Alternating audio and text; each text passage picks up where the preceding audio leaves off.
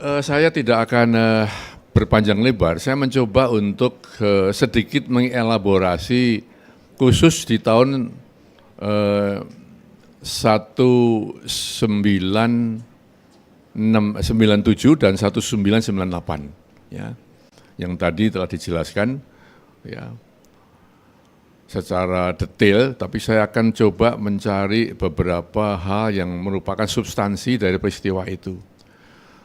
Bapak Ibu sekalian yang saya hormati, pada saat 97-98 ya, memang kita menghadapi satu peristiwa yang sangat serius ya. Kenapa saya katakan serius? Karena TNI waktu itu ABRI ya, ABRI itu berarti TNI plus Polri waktu itu. Saya memang ya ditakdirkan untuk ada pada situasi seperti itu. Sebagai Menteri Pertahanan Keamanan merangkap Panglima ABRI, berarti saya mengomandoi TNI dan polisi. Dan memang begitu, jadi Pak Harto sebagai Presiden, selalu kalau keadaan sudah agak kritis, beliau menyatukan dua lembaga itu. Ya. Misalnya tahun 72 ya, itu disatukan di bawah pimpinan Pak M. Yusuf, Jenderal M. Yusuf. Ya. Itu Menhankam Pangap juga waktu itu. Habis itu dipisah lagi karena sudah aman. Begitu menjelang 98, beliau satukan lagi karena keadaan memang sangat kritis. Ya. Dan barangkali ke depan nggak akan ada lagi ya, karena memang ABRI sudah menjadi TNI dan polisi sudah terpisah. Begitu. Tapi waktu itu memang saya merasakan bahwa kondisi sangat mencekam. Ya. Mengapa demikian? Karena kami ya, prajurit TNI itu memang disumpah untuk selalu membela negara. Kami disumpah untuk katakanlah mengamankan ideologi negara dan bangsa yang berdasarkan Pancasila dan Undang-Undang Dasar 1945. Jadi kita ke sana, orientasi kita mengamankan itu, mengamankan negara yang berdasarkan tadi. Negara itu apa sih, kan begitu? Negara itu menurut kamus yang sudah saya baca, itu 4 unsurnya kan. Di sana ada wilayah, wilayah bukan negara kalau nggak ada penduduknya, harus ada rakyatnya, belum sah kalau tidak ada pemerintahnya, harus ada pemerintah yang sah, dan yang keempat diakui oleh negara lain. 4 unsur sehingga ada negara.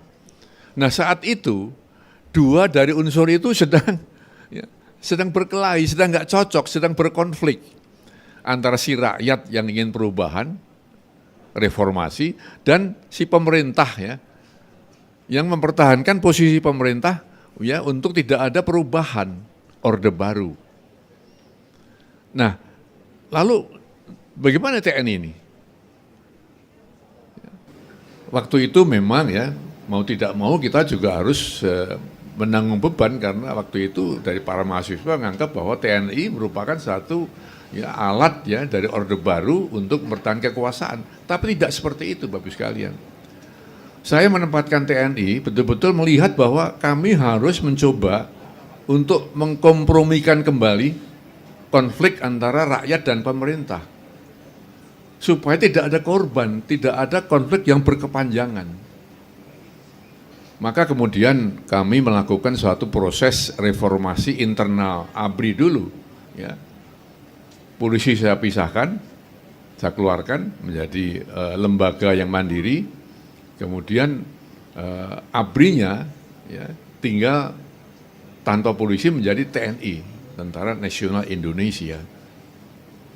Itu bagian dari reformasi di internal ABRI waktu itu. Kemudian kami juga mengurangi ya jumlah perwakilan yang tidak dipilih ya di DPR, di MPR ya. Sehingga dari 75 menjadi kalau nggak salah 35 waktu itu, dan akhirnya habis, nggak apa-apa silakan ya. Dan kami kemudian menempatkan ABRI atau TNI ya menjadi bagian dari pemerintahan sipil. Ya. Ada 14 langkah sebenarnya, saya tidak akan sebutkan semuanya, hanya itu ya.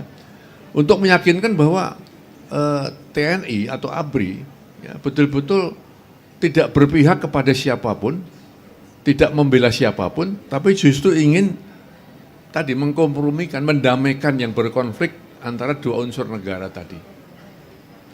Bapak sekalian yang saya hormati, tugas ini tidak ringan, ya sangat berat, karena kita sedang menghadapi kondisi yang memang tidak menguntungkan. Barangkali Bapak Ibu sekalian yang sekarang usianya sudah lewat 40 ya bisa merasakan saat itu.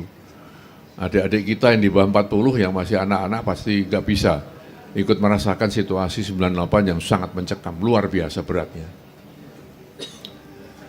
Untuk operasional kami mengeluarkan suatu konsep untuk melakukan satu pendekatan dengan kaum reformis ya, terutama dipelopori kaum mahasiswa. Untuk pertama ya, kami persuasif, kami komunikatif, ya, kami edukatif, ya. Kemudian menghindari kekerasan. Ya, tadi dijelaskan ya oleh beliau bahwa tidak membawa peluru tajam dan sebagainya. Itu hanya prosedur yang dilaksanakan. Agar apa? Agar tidak terjadi korban. Agar ABRI atau TNI tidak dianggap berhadapan dengan rakyatnya membela pemerintah, enggak. Saya singkat saja ya. Pada saat tanggal 16 ya, pada saat Presiden kembali dari Mesir, kemudian tadi disampaikan bahwa atas desakan mahasiswa, ya, maka Ketua DPR waktu itu Pak Harmoko, ya, bersama Pak Abdul Ghafur dan dari fraksi ABRI siapa? Pak fraksi ABRI itu Sarwan Hamid, ya, menghadap Presiden Soeharto, mengatakan Pak, Bapak sebaiknya mundur saja atas desakan mahasiswa. Ya. Nah, disinilah terjadi satu tawar-menawar antara mereka dengan kami, dengan TNI. Tapi kemudian saya sudah mendapatkan satu pemahaman bahwa tidak bisa DPR atas desakan mahasiswa meminta Presiden mundur. Waktu itu dengan dasar Undang-Undang Dasar 1945, Presiden itu diangkat dan diberhentikan oleh MPR, lembaga tertinggi negara. Yang bisa memberhentikan, yang bisa minta berhenti adalah MPR. Dengan apa? Dengan mencabut mandat kepada Presiden. Maka waktu itu Majelis Permusyawaratan Rakyat, lembaga tertinggi negara itulah ya yang memberi mandat kepada Presiden. Dia milih Presiden, milih wakil Presiden, diberi mandat. Maka Presiden adalah mandataris MPR. Dia jatuh, dia berhenti kalau mandat dicabut. Saya kemudian menghadap Presiden, Pak, atas desakan DPR, mungkin ABRI bersikap ya bahwa kami akan tetap mempertahankan pemerintah yang sah, ya, dan akan tidak mempertahankan lagi apabila MPR telah mencabut mandat dari Bapak Presiden. Jadi sekarang mempertahankan pemerintah ya, bukan mempertahankan Presiden, mempertahankan pemerintah yang sah waktu itu. Presiden menjawab waktu itu tanggal 16 Mei malam, 16 Mei malam, 98. Beliau mengatakan, waktu itu saya menambahkan, Pak, kami akan tetap mendukung pemerintah yang sah. Namun kalau ini berkepanjangan, saya katakan begitu, maka korban akan berjatuhan dan lebih banyak lagi. Ya. Beliau mengatakan, saya tidak ingin rakyat menjadi korban. Saya tidak akan mempertahankan kekuasaan dengan alat-alat senjata. Itu saya catat waktu itu. Kemudian proses berlanjut kan, beliau ingin mereformasi kabinet, ternyata ada 14 menteri yang tanda tangan untuk tidak sedia untuk masuk ke kabinet reformasi kalau ada reformasi. Ada 14 menteri. Saya nggak usah sebut namanya, tapi sekarang masih ada itu para penanda tangan itu masih ada. Ya. Kemudian juga beliau ingin membentuk satu dewan reformasi yang terdiri para tokoh-tokoh negara waktu itu, termasuk Gus Dur dan sebagainya, Amin Rais, Gus Dur, Nurholis Majid dan sebagainya. Tapi akhirnya mereka juga mundur, Pak. Ya. Mereka mundur, Bapak sekalian. Jadi presiden menurut saya sudah dalam kesendirian. Ya. Nah sehingga pada saat pernyataan beliau, baik di Kairo maupun tadi di 16 malam tadi, ya, yang telah beliau ucapkan, maka tanggal 20 malam, 21 belum mundur, 20 Mei malam hari, saya dipanggil oleh Presiden di kediaman Cendana. Saya ada kasat Pak Subagio, ya, beliau membawa kertas begitu, ya. Lalu beliau mengatakan, ini saya serahkan kepadamu, gitu, ya.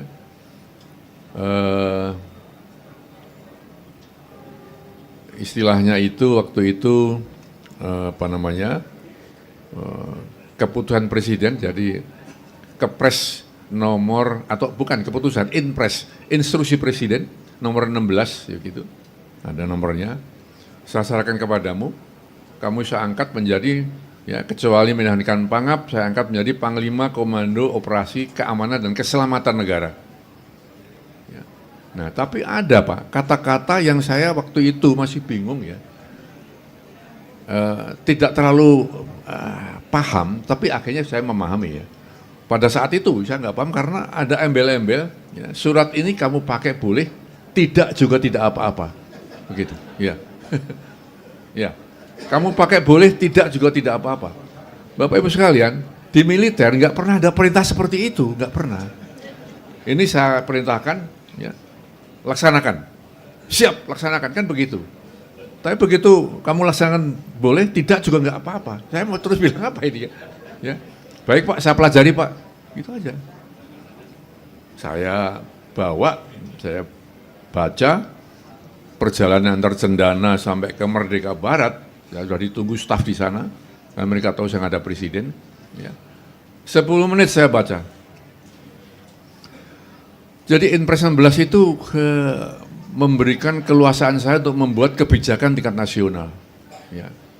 Diizinkan untuk saya menetralisir berbagai sumber kerusuhan dan siapapun yang membantu kerusuhan itu. Semua menteri, pejabat pusat dan daerah harus membantu Panglima untuk mengatasi hal ini. Ya. Jadi kuat sekali. Ya. Ya. Di sini pikiran macam-macam di sini, tapi saya nggak berani memutuskan dulu sebelum ketemu staf, begitu. Sehingga pada saat di Merdeka Barat saya sudah ketemu staf, saya ajak rapat, saya jelaskan ini saya dapat perintah seperti ini, surat ini seperti ini, bunyinya seperti ini, ya. Coba, ya. Di TNI itu atau di militer itu Bapak Ibu sekalian, kalau ingin bertindak selalu ada satu proses, ya, hubungan komandan dan staf. Komandannya minta pertimbangan staf membuat satu analisis, membuat cara bertindak. Ya, paling enggak 2, jangan 1, paling enggak 2. Nanti komandan yang milih, kan gitu kan. Nah, cuma 2 itu Bapak ambil alih atau enggak? Kan begitu. Tapi waktu itu sudah kita bahas, kalau diambil alih, suasana negara waktu itu, dolar 16.000, dari 2.400 ya, menjadi 16.000 rupiah per dolar. Tadi dikatakan makanan kosong, rakyat menderita. Gitu. Orang reformis ini masih ngotot ya presiden mundur dan harus ada pergantian rezim, kan begitu. Saya mantan ajudan, mantan panglimanya presiden dapat surat dari presiden dijatuhkan. Pasti mereka ya akan ngotot ya bahwa akan mengubah rezim Orde Baru dengan semua ya yang terlibat menjadi rezim yang baru. Tapi satu hal Bapak sekalian, ya di militer juga ada namanya kir korban. Perkiraan korban jatuh kalau kita melaksanakan aksi. Saya katakan begitu, oke, kalau sekarang kita akan membuat negeri ini aman, harus ada keputusan-keputusan yang diakui rakyat melalui DPR, maka kalau kita akan mengosongkan DPR supaya bisa bersidang, korban berapa? Ya. Saya tanya As-Intel waktu itu, Pak Zeki Anwar Makarim. Ya. Beliau menjawab setelah ngitung, nggak tahu hitungannya gimana, cara ngitung saya juga nggak nanya, ngitung. Ya. Pak, kira-kira 200 sampai 250 mahasiswa mati. Begitu. Maka terakhir ya, penutupan rapat itu pada saat Pak Susilo Bambang Yudhoyono, ya. Waktu itu masih bintang 3, jadi masih, saya manggilnya masih, bukan Pak SBY, belum, manggilnya masih Bang, ya. Bang, gimana Bang? Kan gitu. Sekarang nggak berani, Gimana? Ya. Dia katakan, Pak, apakah Bapak ambil alih besok? Begitu kan. Saya sudah memberi keputusan, karena tidak. Ya, besok kita antarkan pergantian kekuasaan dari presiden kepada wakil presiden. Sekarang buatkan pernyataan politik dari ABRI, besok saya bacakan. Beliau nulis 1 sampai 5, 1 poin sampai 5 poin. Yang itu saya bacakan setelah serah terima dari Pak Soeharto kepada Pak Habibie. Tapi intinya adalah saya minta supaya rakyat menerima itu, kemudian rakyat meredakan emosinya supaya keamanan dipulihkan. Dan yang ketiga, ABRI akan tetap mengakui pemerintah yang sah. Yang keempat, ya ini yang menjadi masalah. Ya. Pada saat keempat ini kan berhubungan dengan Pak Harto waktu itu. Bapak Ibu sekalian, saat kita sedang berapat itu ada 2.000 ya, mahasiswa dan pendemo berjalan dari gedung MPR menuju Cendana. Untuk apa? Untuk menghabisi presiden dan keluarganya. Presiden dan keluarganya sudah mempersenjatai diri dengan senjata-senjata otomatis. Jadi sudah dibagi senjata itu. Ya. Nah saya kan kemudian melihat kondisi itu, wah bagaimana presiden masuk melawan rakyat ini. Kan begitu. Kemudian wartawan Live ya, majalah Live datang ke saya, mengatakan Pak Wiranto hati-hati. Akan ada lagi korban, ya, akan dimunculkan lagi korban di Cendana. Harus hati-hati. Maka saya perintahkan polisi untuk membuat barikade, saya katakan, buat barikade 50 meter. Jangan sampai ada konflik langsung antara aparat keamanan dengan demonstran. Saya tidak ingin ya rakyat Indonesia disebut barbar karena membunuh presidennya. Ya, sehingga yang keempat saya tulis bahwa berdasarkan nilai luhur budaya bangsa, maka ABRI akan menjaga keselamatan para mantan presiden dan keluarganya. Nah, ini pun tidak mudah Pak, karena waktu saya ingin menulis poin 4, saya telepon dulu ke Mensesnek Pak Murdiono waktu itu, sudah almarhum ya. Pak Mensesnek, ini kira-kira dasar hukumnya apa? Nggak ketemu Pak, dasar hukumnya nggak ketemu, ngamankan presiden itu nggak ketemu. Akhirnya saya ambil saja satu, katakanlah, landasan etis saja ya, bahwa budaya kita selalu ya mikul dhuwur mendem jero untuk para pimpinan kita, atasan kita. Maka ya dengan berdasarkan nilai luhur budaya bangsa, maka ABRI akan menjaga keselamatan para mantan presiden, tidak hanya Pak Harto ya, dan keluarganya. Nah, kira-kira seperti itu. Jadi ini sebenarnya satu peristiwa yang cukup bersejarah di mana dalam keadaan kritis ya, maka TNI tidak ada sedikit pun keinginan untuk mengambil alih kekuasaan. Tidak seperti Thailand. Thailand 11 kali terjadi kudeta dari militer terhadap pemerintahan sipil, ya, karena direstui raja, di sana masih ada raja. Ya. Kita tidak. Nah itulah yang kemudian ya sudah diketahui publik, tapi belum sejelas yang saya jelaskan seperti ini. Gitu ya. Bapak sekalian, satu lagi yang barangkali saya perlu klarifikasi adalah bahwa kerusuhan itu sebenarnya dipicu oleh peristiwa Trisakti, ya, di mana tidak pernah ada komando untuk menembak para mahasiswa. Persuasif, edukatif, kompromis, dialogis, tidak boleh bawa peluru tajam, tapi tetap ada penembakan, tetap ada korban. Ya. Ya. Itu sebenarnya dalam pelanggaran atau dalam kamus pelanggaran HAM itu bukan by commission, ya, atau ya istilahnya yang langsung apa namanya by commission and satu lagi ya atas perintah maupun ya atas persetujuan, tidak ada. Ya.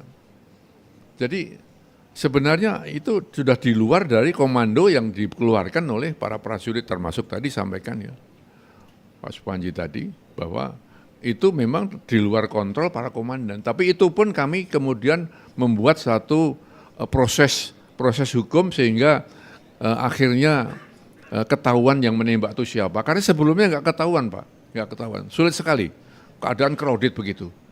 Ya. Anak peluru kita bawa ke laboratorium kriminal, labkrim. Enggak, sini dulu, polisi dulu, enggak ketemu yang nembak dari mana siapa, jenis pelurunya apa. Kita bawa ke ITB, enggak bisa. Kita bawa ke UI, enggak bisa. Kita bawa ke Jepang, enggak ketemu. Akhirnya ketemunya ya bukan di Kanada tapi di Belfast, ya. Belfast itu di Inggris sana, di Irlandia. Ya. Jadi kita serius betul Pak. Baru ketemu di sana bahwa ini anak peluru ini berarti dari senjata Steyr. Yang punya Steyr waktu itu kepolisian. Jaraknya anak peluru kok peyotnya seperti ini, jaraknya sekian meter gitu.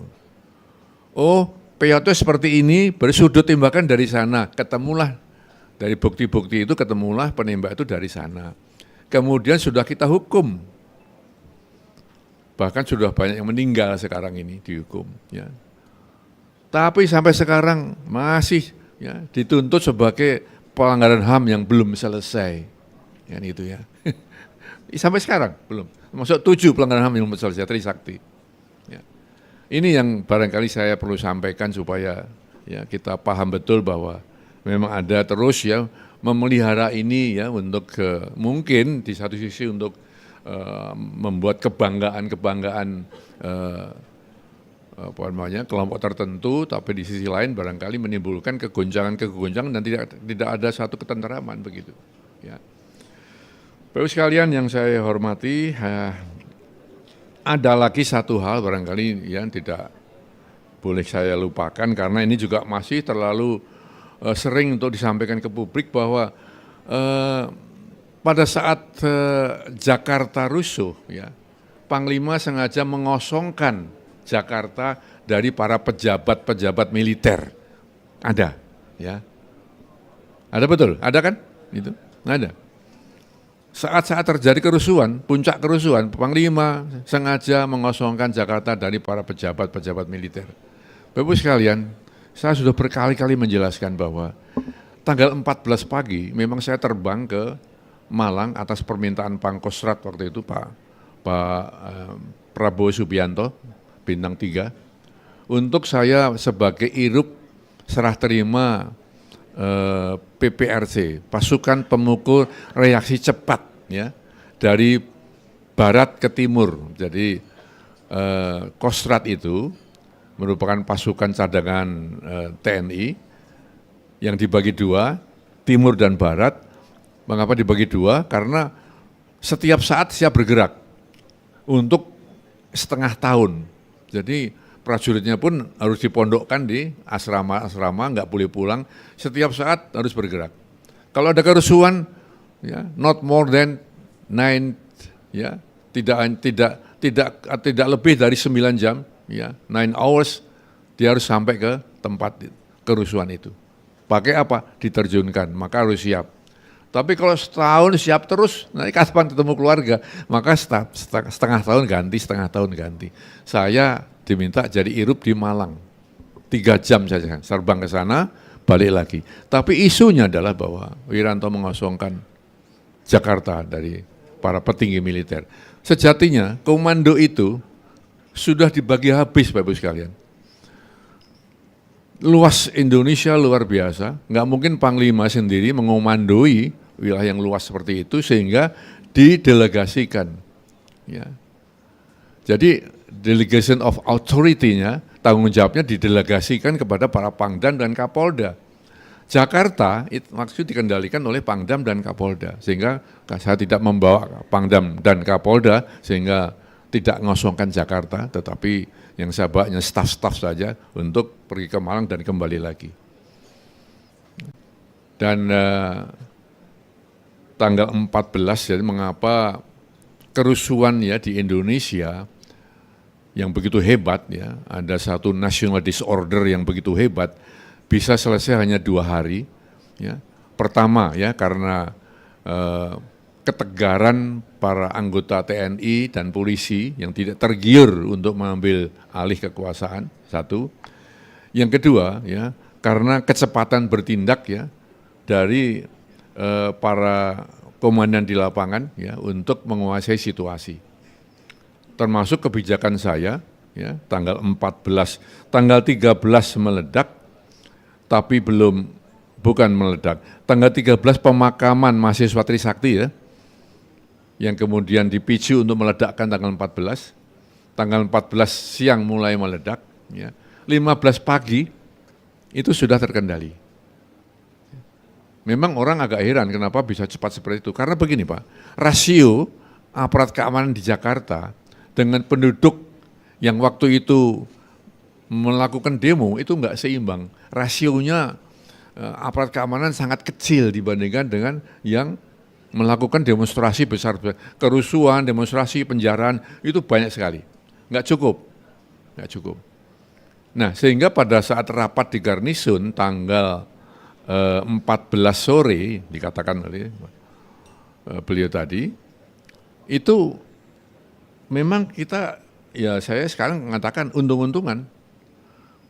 Karena untuk menambah kekuatan Jakarta, harus perlu untuk menggeser pasukan dari tempat lain.